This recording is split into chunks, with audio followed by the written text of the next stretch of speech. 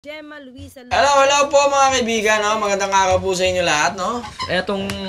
Panoorin po natin itong bagong talagang spokes po ng PCO, no? Na si Attorney Claire Castro, oh. Kasalukuyan po siyang naka-live po sa kanyang sariling YouTube channel po mga kaibigan. Ito pong attorney ito, napakasipag. Ha? Palakpakan naman po natin mga kaibigan. Ay, sorry. Palapakan natin na si attorney, no? Siyempre, napaka ganda po ng kanyang wangis. Mga kaibigan, no? Mga kapatid sa pananampalataya, napakasipag po ng babaeng to, no? Siyempre. Maganda rin to mga boss, no? Kasi, yung mga,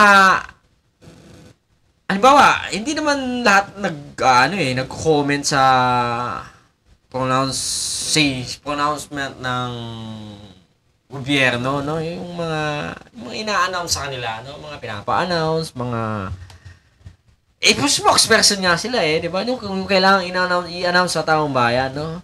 Maganda yung mga ordinaryong Pilipino na kapwa ko mangmang, pwede rin mag-comment dito kasi open po yung forum niya, no? Mag-comment kayo, mag-ano kayo, di ba? Kasi ito po yung programa niya nung yung Batas with Attorney Claire Castro, no? Maganda ho yun, ha? At yung lahat naman po tayo, may malayang magtanong at mag-analisa, mag-revista ng mga batas, ng mga nangyayari sa Pilipinas, no? Pero sa pamamagitan po siguro ng ating mga tinatanong, huwag lang kayo magmumura, mga hinayo pa kayo.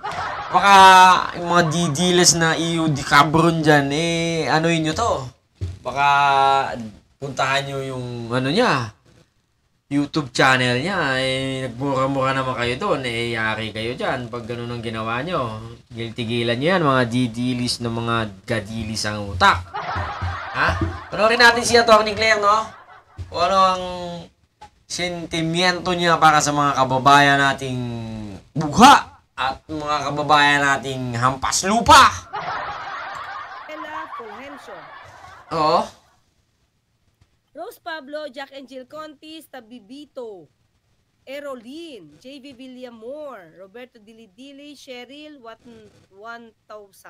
Okay? Wait. Cheryl 1,000. 1,000 talaga ha. Lupen, Seniors Life, Ranzi, Turing Trans. Si Takumi, hello Takumi. Napakasipag tong abogada na to, no? Matapang na. Hindi kayang bulihin ng mga DDS ng mga iho di punggol. DDS na mga ampas lupa. DDS na mga talpulanong putok sa buho.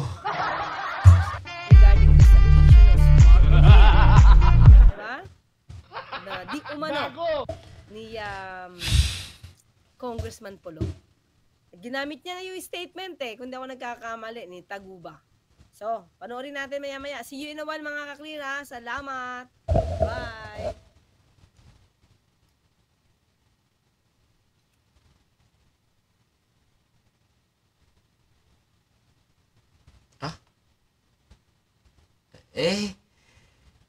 Nagtapos na po mga kaibigan. Nagtapos na po.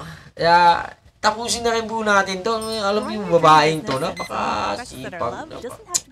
Kung ikaw isang spokesperson na, no? Siyempre, na yung trabaho mo? May time ka pa bang mag-live? No? But anyway, siguro, pinapayagan siya ng kanyang boss na si BBM para siguro makasagot o masagot ng personal, di ba? Mga topic niya naman siguro sa hindi man ho pronunciation po ng presidente. Kung siguro, pang sariling hinanaing niya lang din po yun. No? So, yun lamang ho. Hanggang sa muli! Adios!